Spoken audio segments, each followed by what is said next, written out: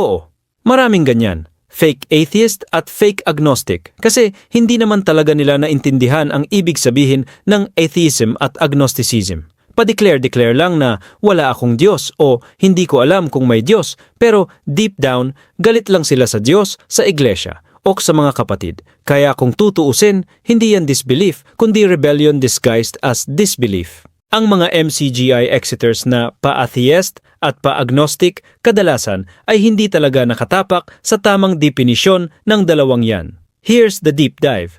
Atheist, hindi lang yan yung ayoko sa Diyos o bad trip ako sa doktrina. That's explicit disbelief in the existence of any deity, rooted in philosophical materialism or empiricism. Pero yung mga Exeters, ang daming post nila, puro baka totoo naman talaga ang Diyos o kaya may mga panalangin pa rin sila in secret. Kung totoong atheist, bakit may prayer o takot pa rin sa impyerno? Agnostic, hindi yan yung bahala na o di ko alam kung saan ako lulugar. It means you genuinely suspend judgment kasi wala kang sapat na evidence, but you remain curious and open to being convinced either way. Pero ang mga fake agnostic, sarado rin sa paliwanag, bitter lang, tapos they just weaponize the label para mukhang neutral. Sa corporate jargon, they're not thought leaders, they're just emotionally compromised stakeholders masquerading as objective analysts. And usually, hurt people hurting people. Cognitive dissonance, kasi they left but the doctrine still haunts them. Identity crisis, kasi outside MCGI, wala silang maayos na spiritual anchor. So ang tunay, hindi sila atheist, hindi sila agnostic, sila ay disoriented believers na nadarang sa galit, pride at maling akala. In short, hindi grounded sa prefrontal cortex reasoning, kundi hijacked pa rin ng limbic system at amygdala. Emotional brain nila, kaya reactive, hindi reflective. Kung atheist ka, dapat kaya mong ipaliwanag logically kung bakit wala kang paniniwala, hindi lang trauma o tampo. Kung agnostic ka, dapat may intellectual honesty ka na hindi ka sure pero open ka to evidence. Hindi yung basta kontra lang sa lahat para lang magmukhang critical thinker. In short, hindi atheism o agnosticism ang problema nila. Emotional damage, pride, at cognitive dissonance ang tunay na laman ng script nila. Maraming Exeters ngayon ang agnostic o atheist na. Sinasabi nila, hindi kami sigurado kung may Diyos, pero sila rin ang nangunguna sa pag-preach patungkol sa Biblia at sa Diyos sa podcast nila. Kung hindi ka sigurado kung may Diyos, bakit ka magpapaliwanag at magsalita laban sa aklat na hindi mo naman pinaniniwalaan? Isa itong malaking kontradiksyon. Kung talagang hindi sila naniniwala sa Diyos, bakit sila gumugugol ng oras at lakas para magturo tungkol sa Kanya? Bakit sila nagpe-preach ng kontra-Biblia kung hindi naman nila pinapaniwalaan? That's not conviction. That's ego masquerading as wisdom. Gusto lang nila marinig sarili nila. Gusto nila magmukhang guru nga. At ito pa, pinipili lang nila yung gusto nilang paniwalaan at tinatanggal yung hindi komportable para sa kanila. Ganyan ang tawag diyan.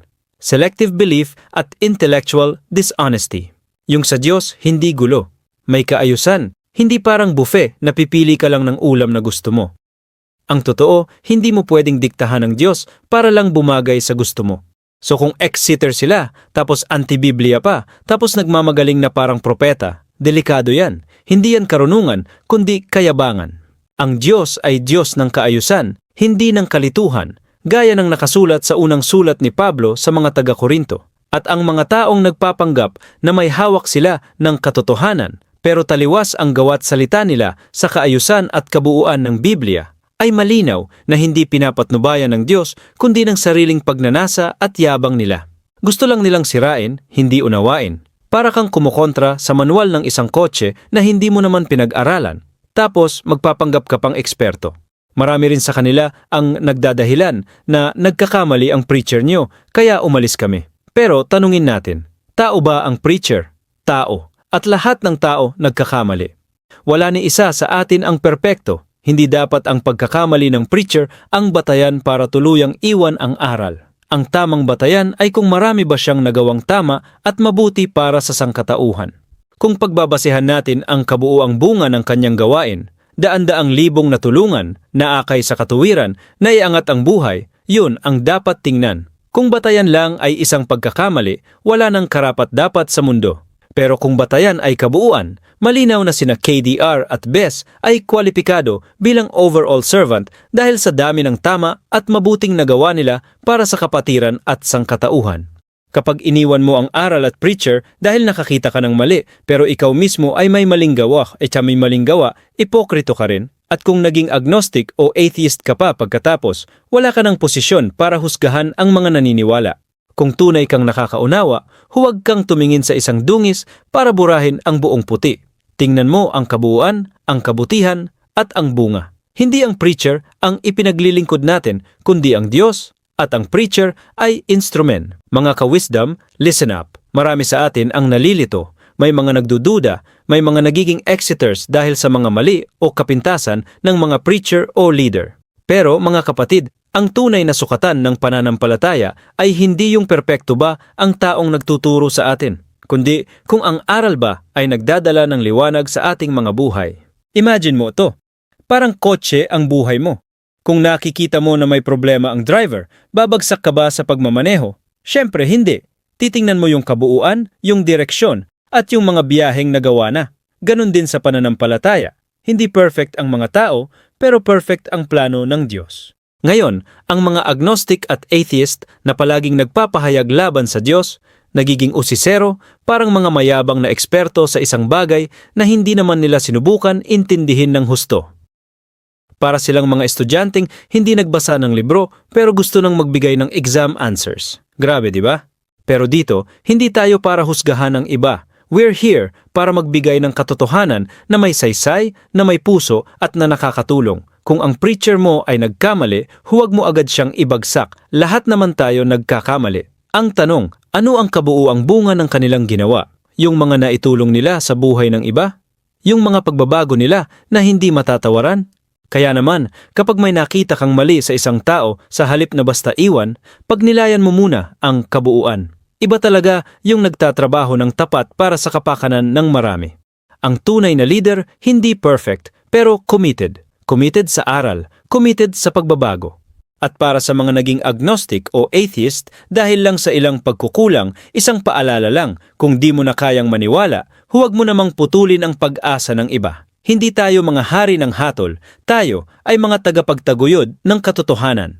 Sa huli, ang Diyos ang ating pinaglilingkuran, hindi ang mga tao. At kung tayo ay tapat sa Diyos, hinding-hindi tayo mapapariwara kahit gaano man kalaki ang unos na dumaan. So mga ka-wisdom, huwag mong hayaang isang maliit na pagkakamali ang magpatumba sa iyong pananampalataya. Tignan mo ang kabuuan, ang mga biyaya, ang mga pagbabago, ang mga tagumpay na naidulot nito sa buhay mo at ng marami. Remember, in this journey, hindi tayo nag-iisa. May Diyos na laging kasama natin at may kapatiran na handang sumuporta. Kaya, keep your head up, keep grinding, patuloy na lumago, matuto at magbigay ng inspirasyon sa iba. At sa mga panahon na gusto mong sumuko, isipin mo ito. Ang tagumpay ay hindi sa pagiging perpekto, kundi sa pagiging matatag sa gitna ng pagsubok. Mga ka-wisdom, hanggang dito na lang muna tayo. Salamat sa pagtangkilik at sa pagiging bahagi ng ating pamilya ng mga naghahanap ng karunungan at katotohanan. Hanggang sa muli, stay strong, stay humble, at laging maging ilaw sa madilim na mundo. Keep shining bright.